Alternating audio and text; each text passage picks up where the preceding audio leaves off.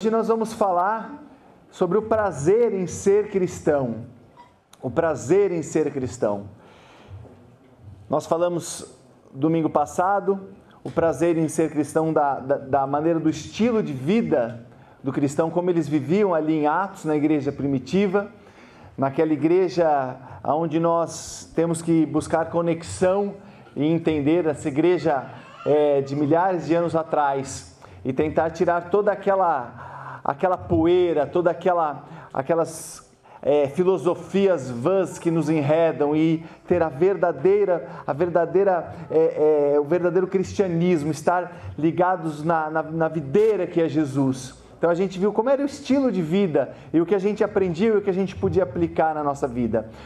Mesmo que você não viu, hoje nós vamos tratar sobre como essa maneira de viver, como esse estilo de vida, ele era contagiante e como isso está à nossa disposição hoje e como nós podemos viver isso hoje. Então, mesmo que você não viu o primeiro, hoje você vai poder entender, poder ser contagiado e sair daqui contagiando pessoas com esse cristianismo que alegra os nossos corações, que nos dá sorriso fácil, independente das circunstâncias. Hoje é a segunda de 3 e a terceira vai ser na quarta-feira. Então já fica o convite para você. Nós vamos ler Atos capítulo 2, versículo 42 até o 47. Peço para você abrir a sua Bíblia, Atos capítulo 2, versículo 42 até o 47, para a gente tratar sobre esse tema, o prazer em ser cristão.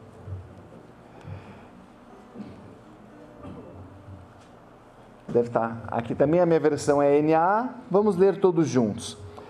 Começando pelo versículo 42 de Atos capítulo 2. E perseveravam na doutrina dos apóstolos, e na comunhão, no partir do pão e nas orações.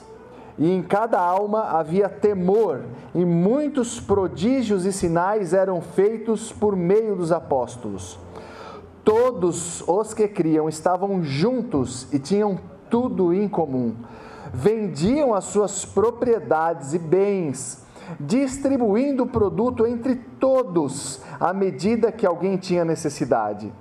Diariamente perseveravam unânimes no templo, partiam o pão de casa em casa e tomavam as refeições com alegria e singeleza de coração, louvando a Deus e contando com a simpatia de todo o povo. Enquanto isso, o Senhor lhes acrescentava dia a dia os que iam sendo salvos. Glória a Deus. Senhor, em nome de Jesus, que a Tua palavra que é viva e eficaz e entra como espada, Pai, colocamos aqui nas Tuas mãos, que nada do homem prevaleça, mas aquilo que é do Teu Espírito e do Senhor, nós damos liberdade para que fale com a gente, mude a gente, nos torne mais perto do Senhor, mais cristãos, pequenos cristos aqui nesta terra, Pai, e que a gente possa ser sal na terra, luz do mundo, Pai, e não adianta, Senhor, se nós estivermos aqui para mais um dia, então que hoje seja um dia especial e poderoso na vida de todos nós pelo Teu Espírito, nós esperamos e queremos em nome de Jesus, amém. Amém, a palavra do Senhor, ela é maravilhosa, irmão. Ser cristão é alegre, é prazeroso. Nós vimos no versículo 42 esse estilo de vida, e nós vimos que nós estamos um pouco distantes disso, mas que é possível nós vivermos.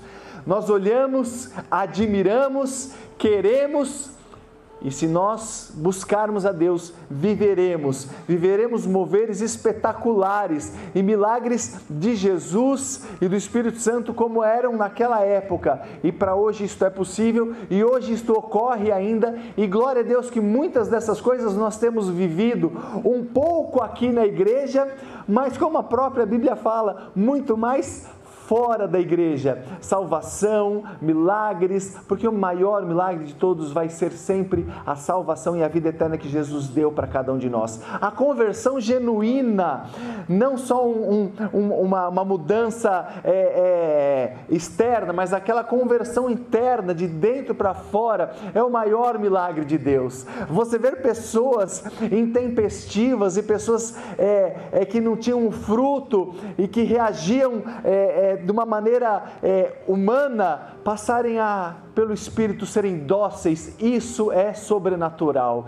Maior do que qualquer outro milagre é a salvação e o fruto do Espírito na nossa vida.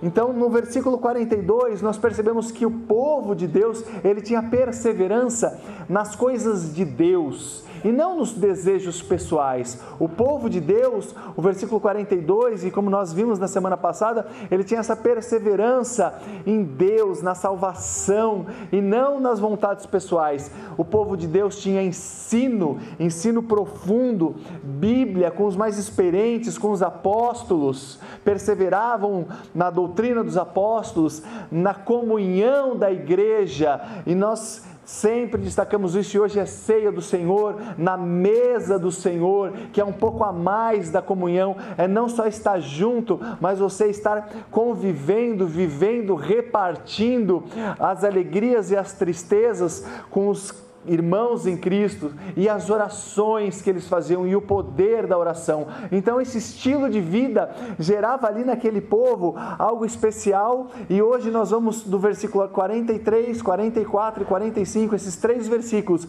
ver como isso era contagiante, como isso que era interiorizado neles, eles tinham o que dar, como eles esse estilo de vida, eles eram cheios de uma maneira que eles conseguiam transmitir, contagiar aqueles que estavam ao redor, aqueles que já eram da mesma fé e aqueles, como a gente leu no texto, que nem da mesma fé iam, mas eles tinham, irmãos, eles tinham a simpatia de todo o povo.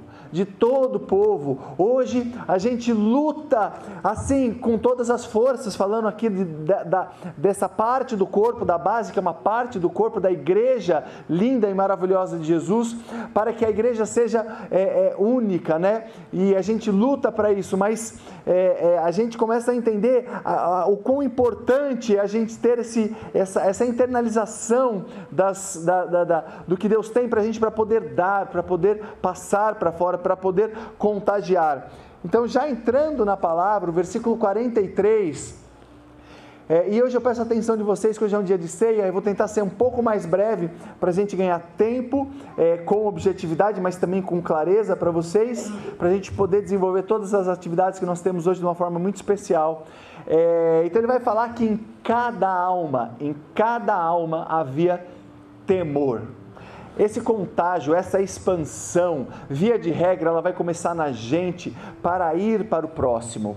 Muito se fala em avivamento, em reavivamento, em triavivamento, em viva, mas o avivamento ele começa aqui. Ele tem que vir daqui do nosso coração. Fica muito mais simples, muito mais fácil, muito mais bíblico quando nós vamos nos avivar, quando nós buscamos a Deus. Então, quando a palavra fala, e a gente vai ver que esses 3 versículos, ele começava de uma maneira particular. Ele não começava com um movimento barulhento no meio da praça, que também é bom e nós também gostamos e também fazemos, mas não adianta nada um movimento barulhento no meio da praça que não esteja fluindo do Espírito Santo. Então esse avivamento ele começa no nosso coração, na nossa casa, na nossa família, nos que estão próximos. Então fala que existia temor em cada alma. Que temor era esse que existia em cada alma? O temor que infelizmente está cada vez mais distante da gente, e nós estamos aqui como igreja para retomarmos esse temor, para entendermos o que é esse temor, para que esse temor seja literalmente avivado e reavivado nos nossos corações. Esse temor é um temor de reverência, esse temor é um temor que nos aproxima do Senhor, esse temor é um temor bíblico que nos vai dar amor e respeito a Deus e a Jesus. É um temor daqueles que estavam ali naquele momento e serve para a gente, que olhavam e falavam assim: Jesus veio, falou que era Deus, falou que ia morrer e que ia ressuscitar, e Ele falou, e tudo isso se cumpriu. Eles estavam ali naquele momento, com tudo isso fervilhando, isso tem que fervilhar no nosso coração, sabe? Porque tudo isso foi cumprido, nós temos promessas como a volta de Jesus, mas esse temor vem da gente olhar e falar assim, e Jesus veio e ele falou que ele iria vencer a morte, e que existe céu, e que existe inferno. Então esse temor que Deus é bom e quer nos dar a vida eterna, mas que a gente tem que ter compreensão, obediência, submissão, humildade de se submeter a Ele, saber que Ele é amor e que Ele é justiça. Esse temor do povo que viveu lá, fatos históricos e incontestáveis, da mesma maneira que a ressurreição, a vitória sobre a morte, de que quando Jesus estava sendo crucificado, isso é bíblico, está na Bíblia e é história da humanidade. Quando Jesus estava sendo crucificado, houve um terremoto, as rochas se partiram, no templo o véu rasgou de baixo para cima. Esse era um temor de cima para baixo, né? De cima para baixo. Esse era o temor que eles tinham, de quem viveu isso, de quem viu isso, e isso serve para nós hoje. Esse temor, aonde o Pai, o Jesus, quando estava sendo batizado, uma voz do céu falou: esse é o meu filho em quem me comprazo. E esse temor do sobrenatural, do céu, do inferno, da salvação, da mensagem de Jesus, do reino dos céus, e esse temor que nos aproxima e fala, se ele falou, e se aconteceu, e se isso é histórico, e são fatos incontestáveis, a gente tem que interiorizar isso, para entender no nosso coração primeiro, e isso nos gera, esse temor, um amor a Deus, um desejo de estar mais perto de Deus, e aí de fato a gente vai entender por que o primeiro mandamento é amar a Deus acima de todas as coisas, e Jesus nos falou que esse amor, todas as demais coisas acrescentariam. Isso é Bíblia, isso é um versículo, mas ele não adianta ser descontextualizado e a gente soltar como um versículo de autoajuda. Olha, aceite a Jesus e todas as demais coisas serão acrescentadas. Mas será que nós tivemos um encontro? Será que nós entendemos esse propósito? Será que nós sabemos o porquê da cruz? Será que nós sabemos o temor que nós temos que ter quando nós somos cristãos e a responsabilidade que isso gera? E o quão poderoso é o Espírito Santo na nossa vida e a função que Deus dá para cada um de nós como mensageiro da palavra, como pequenos cristos. O nosso testemunho salva vidas, e a palavra fala que o mau testemunho de um crente é algo extremamente incompreensível e não deveria acontecer. Então a gente olha e entende esse temor. O temor sem amor, quando eu só temo, eu só tenho temor, isso vai me gerar medo. O temor sem amor, ele é uma prisão. O temor da religiosidade, se você não fizer, você não tem. O temor que a religião coloca, o temor sem amor, ele gera um medo, ele paralisa. Esse não é o temor que nós precisamos. O amor sem temor, ele gera libertinagem, ele gera vaidade, ele gera o eu. O amor sem temor, ele vai gerar algo que o Evangelho não propõe. Ele vai gerar o nosso eu acima de todas as coisas. Então o amor, Deus é bom, Deus é amor, eu tudo posso. Não. Deus é amor e Deus é justiça. Então nós temos temor e nós temos amor. Agora, o temor com amor, ele vai nos gerar o quê? Ele vai nos gerar Deus acima de todas as coisas, proximidade de Deus, humildade, obediência, a convicção de que a minha vida nas mãos do Senhor é o melhor lugar onde poderia estar. E um exemplo ilustrativo para a gente entender isso, porque o amor a Deus, e Deus em primeiro lugar, no Antigo Testamento e no Novo Testamento, ele é o versículo mais importante da Bíblia, e ele é muito pouco pregado. Então, eu vou investir um pouco mais nessa parte, para a gente entender a importância do amor, porque este temor e esse amor, como a palavra disse aqui, ele gera milagres, ele traz os milagres para a comunidade. É o amor de Deus em primeiro lugar, o temor a Deus em primeiro lugar, e isso vai nos trazer os milagres que a palavra do Senhor nos promete. Então, para a gente entender, eu vou contar uma ilustração do que é o amor sem temor, o temor sem amor e o que Deus espera de nós, que é um temor sabendo do amor de Deus. Tinha uma senhora que tinha 2 netos, um menino e uma menina. E ela tinha uma gata, e essa gata, como quem tem bicho de estimação sabe, o Bill que ama gato, ela tinha um amor especial por esse bichinho. E os netos estavam na casa dela, brincando com a gatinha, e menino é sempre menino, a menininha perto, e o menininho brincando com a gatinha, jogando um objeto, jogando mais forte, e uma hora ele jogou o objeto, acertou a gatinha e matou a gatinha. A gatinha tem 7 vidas, eu acho que era a última vida da gatinha, a gatinha morreu, e ele olhou para o lado, né? Quem tem filho e menino novo, bagunceiro, é tudo igual e é uma bênção, né? Ele pegou, ficou quieto, olhou para o lado, viu que a irmã tinha visto e não falou nada. Aí a avó viu o gatinho morto, né? Gostava muito, mas morreu, né? Poderia ter morrido. E ela cuidou, né? Fez o que era para ser feito, tirou o gato e tal, e depois de um tempo eles foram almoçar. Almoçaram, e aí a avó falou assim para a menina: hoje é seu dia de lavar a louça. Aí ela falou assim: não, vó, hoje ele quer lavar a louça. Aí ele olhou para ela, não quero. Ela falou: o gato. Aí ele lavou a louça. Aí passou, chegou a noite, aí à noite a avó falou: oi, para a menina, né? Hoje você, né, vai ajudar a vovó a arrumar a cama, que não, ele quer arrumar a cama hoje. Aí ele olhou, o gato. E assim foi durante alguns dias, aí ele não aguentou mais, chegou para a avó e falou assim: vó, eu preciso te falar uma coisa. O seu gato morreu, mas quem matou ele foi sem querer, foi eu que matei. E ela falou assim: eu sabia, eu vi quando isso aconteceu, mas eu estava esperando você vir falar para mim. Então o que a gente entende? O menino, ele tinha temor, mas ele não sabia o amor que a avó tinha. Ele tinha medo, ele estava preso. A menina sabia o amor da avó, mas não tinha temor. Ela só estava atenta para os próprios interesses dela. E a avó mostrou para eles o que é um temor com amor. Um temor de que a gente erra, mas quando a gente chega perto com o coração contrito e confessa, nós temos o perdão, nós temos o amor de Deus. Então é esse temor, não é nem o temor de que eu vou ser refém e estou aprisionado, e nem o amor de que eu tudo posso. Não, é saber que Deus é justo.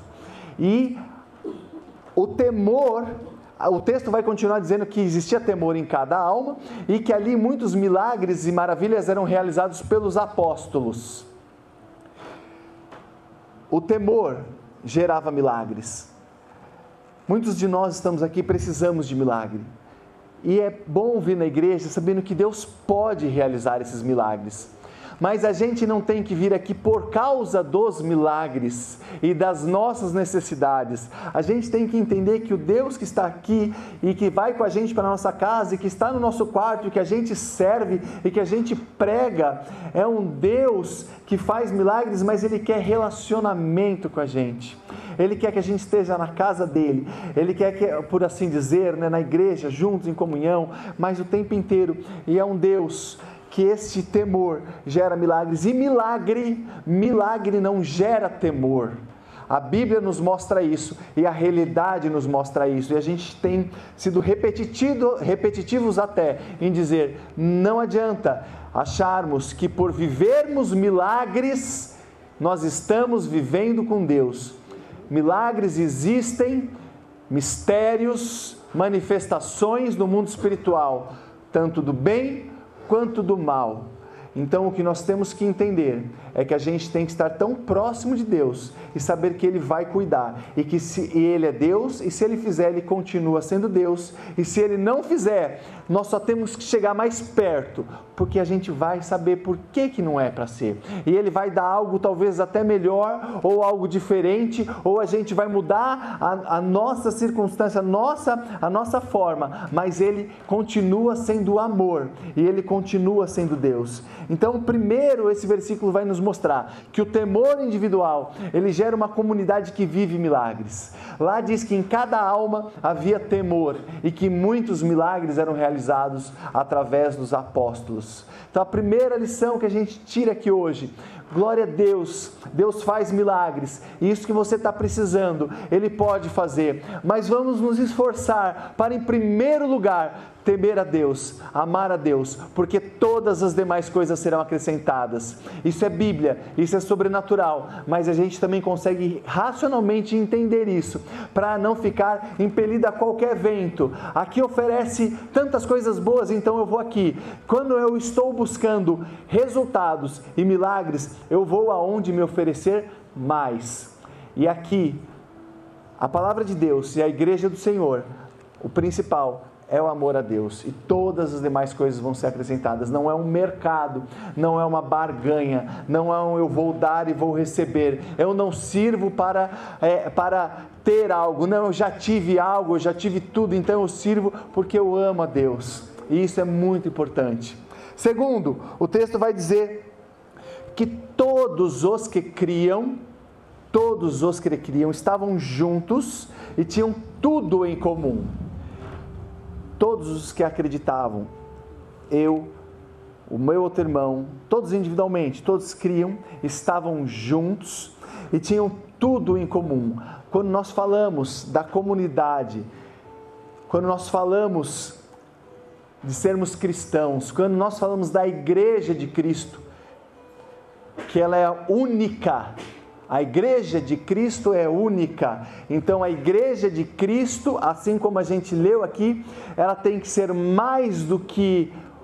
ter mais do que unidade, ter mais do que unanimidade. A igreja de Jesus, ela tem que ter unicidade, ela é única, ela é um só corpo, assim como a palavra fala, ela mostra o relacionamento de Jesus com a igreja como a noiva, o casamento, o noivo e a noiva. Ele fala que Jesus é a cabeça e que a igreja é o corpo, e dessa mesma ilustração, para a gente entender o que é essa unicidade, a igreja única, a igreja muito mais do que em unidade, muito mais do que unânimes, como é, e biblicamente a gente vai falar, mas ela é uma igreja em unicidade. Nós somos todos o mesmo corpo, homem e mulher. Em Gênesis fala que os dois, quando se unem, se tornam um. E Paulo fala assim: quando você faz mal, quando você adultera, quando você faz mal, você está fazendo mal para você mesmo. Quando você faz mal para o seu corpo, para a sua esposa, para o seu marido, porque você está fazendo mal para o seu próprio corpo. Quando nós não nos preocupamos com a igreja de Cristo como cristão, nós estamos fazendo mal para nós mesmos, porque nós somos únicos, é uma unicidade. A igreja, aqui eles tinham tudo em comum, todos que criam, todos juntos. Então a gente tem que lutar e buscar. Existe uma distância grande hoje, mas nós temos que pregar a verdadeira palavra e viver a verdadeira palavra, porque a palavra fala em Oséias que o povo padece por falta de conhecimento. Tudo que você ouvir aqui, pegue o vídeo, reflita, meça pela Bíblia. Se você encontrar qualquer coisa que não esteja aqui, pode falar com a gente. Mas se você achar que está tudo certo, fale lá fora. Expanda isso, e eu falo com muito amor, porque a gente tem amor nessa unicidade. A igreja, ela tem unidade, quando 2 ou 3 estão juntos e oram, o Senhor está ali. De repente nós estamos em 2 ou 3, um vai estar ali orando porque está com uma dificuldade pontual no casamento, o outro porque está precisando de um emprego melhor, e cada um ali, mas estão assim em unidade orando, né? com dificuldades diferentes, mas a palavra fala, legal, a igreja, ela tem que ter essa unidade. A palavra fala em Atos que todos estavam unânimes, a mesma oração. Pelo quê? Pelo mover do Espírito. Jesus prometeu que ia ter o Espírito Santo e esse Espírito vai vir, então vamos continuar orando unânimes. Então a igreja também é unânime, ela ora pelo crescimento, pela expansão, todos juntos, numa vigília, com um objetivo só, por pontualidades específicas, por irmãos. Vamos orar por aquele irmão, por aquele irmão, toda a igreja, porque ele está com uma dificuldade, e nós oramos também. Agora, mais do que unidade, mais do que unanimidade, nós precisamos ter essa unicidade. Nós somos o mesmo corpo, nós somos iguais, e lá em Atos a gente vê que individualmente eles viviam isso, e essa unicidade gerava o quê? Generosidade. A palavra fala: todos que criam estavam juntos e tinham tudo em comum. Se nós somos o mesmo corpo, se nós estamos juntos, como marido e mulher, dois se tornam um. Se a igreja é um corpo, a noiva de Jesus, e ela é única, automaticamente a generosidade vai estar no meu coração. Não tem como. Se eu faço parte do corpo, a generosidade é consequência, como falou aqui. Deus dá a cada um de nós muitas bênçãos, e Ele pode dar muito mais. Isso não tem nada a ver com barganha ou com troca, até mesmo porque se eu estou presente na igreja, mas não estou nessa unicidade, só estou presente, venho e vou embora, não me envolvo, não estou nessa unicidade, corre o risco de eu me tornar algo infelizmente novo, atual, que não existia, num crente nominal. Me autodenomino nominalmente como crente, mas não faço parte do corpo. Deus é quem sabe de cada um, Deus é quem sabe da salvação, mas irmãos, a igreja ela exige a unicidade.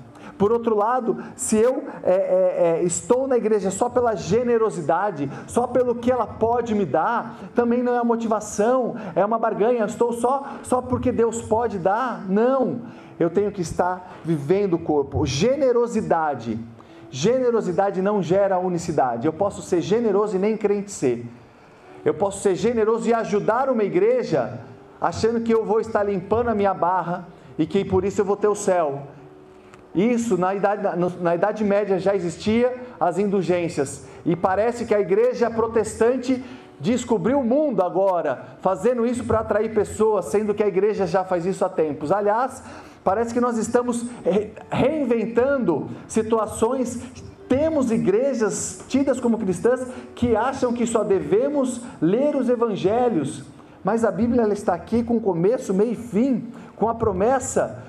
E esses dias eu estava falando com o irmão, enfim, já teve pessoas que acham que só devemos interpretar o evangelho. Não, a Bíblia ela é um todo. Então a generosidade por si só, ela pode ser humana. Agora, quando nós estamos como um corpo, na unicidade da igreja de Jesus, irmão, não tem como sinceramente, não tem como você chorar se você vê alguém passando fome, como foi falado na aula. E a gente não está falando de boas obras, a gente está falando de ver alguém, a viúva, aquela que não pode, o órfão, o estrangeiro.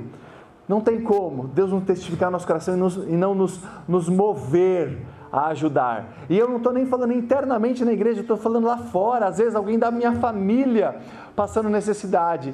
E às vezes eu penso duas vezes, vou pedir confirmação para ver se é para eu ajudar. Irmão, se você tem condições, a palavra não fala que é para a gente reter, a palavra fala que Deus vai dar, a palavra fala que é para a gente fluir.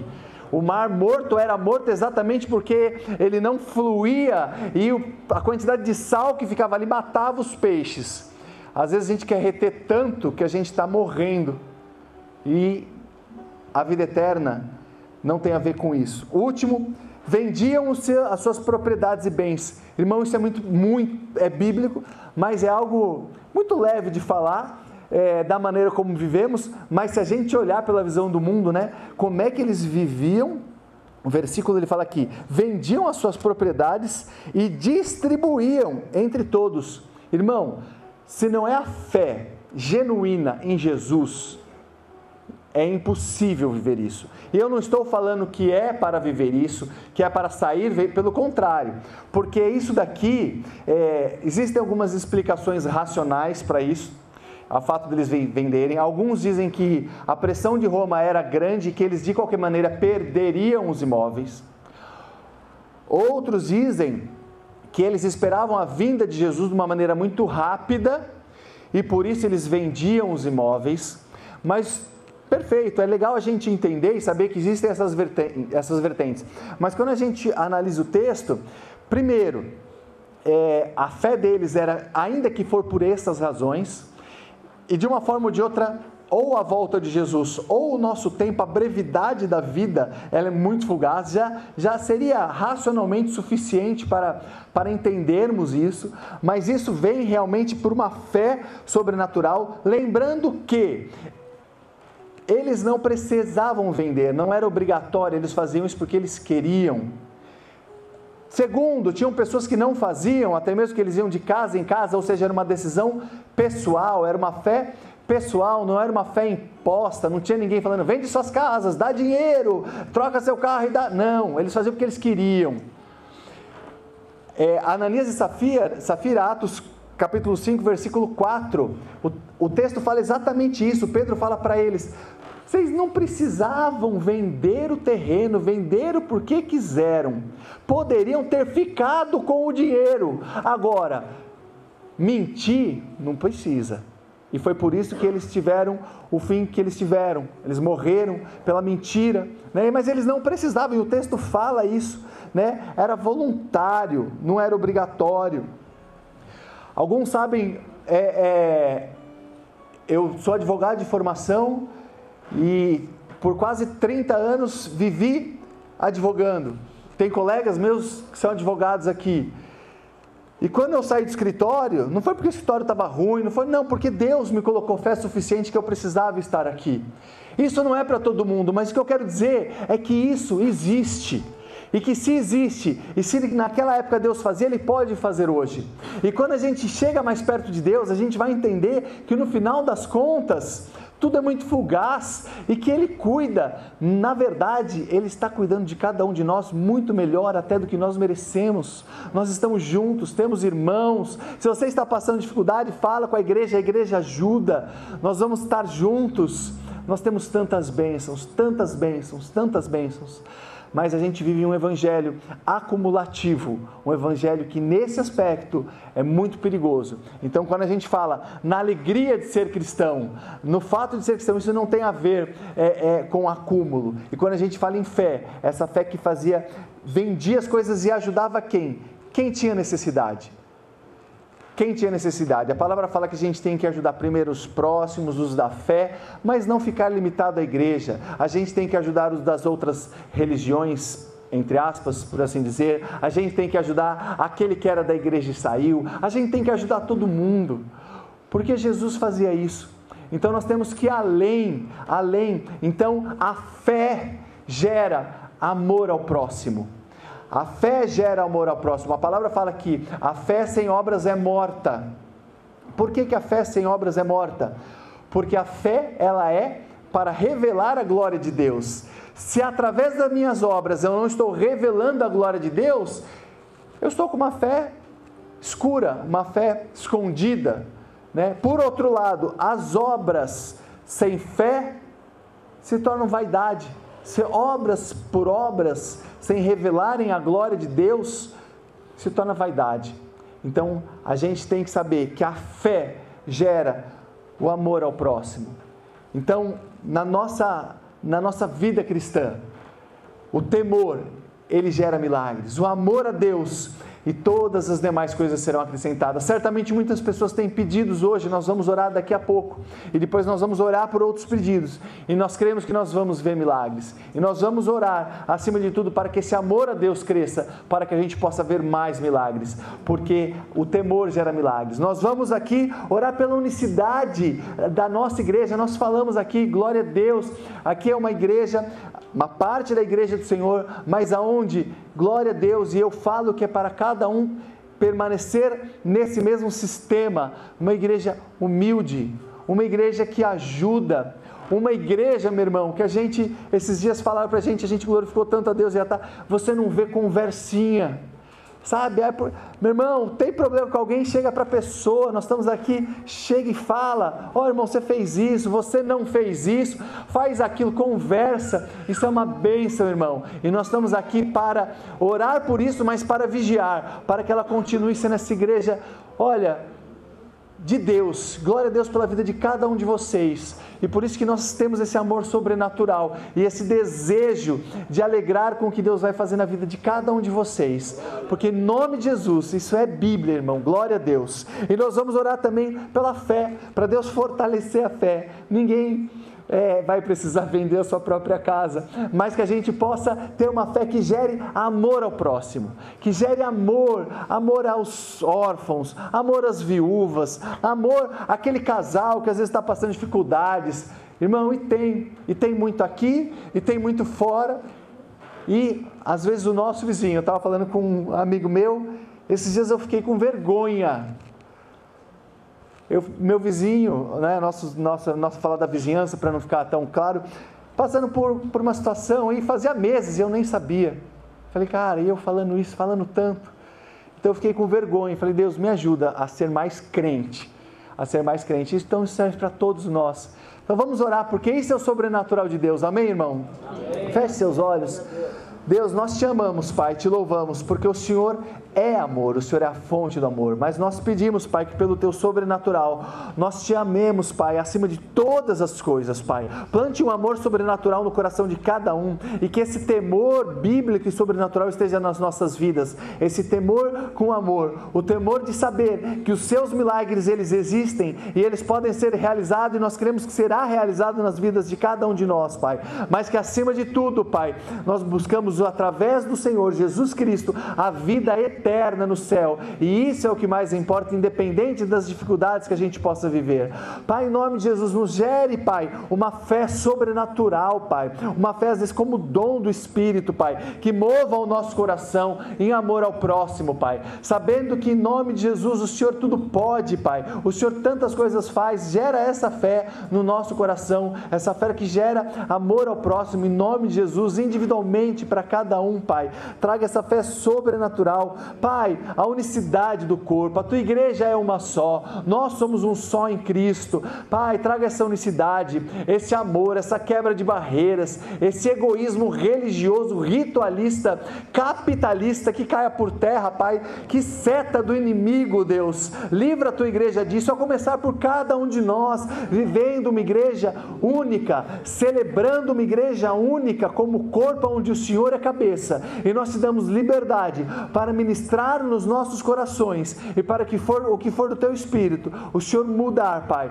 porque nós nos submetemos ao Senhor, queremos ser obedientes, humildes e tementes, em nome de Jesus, amém, amém.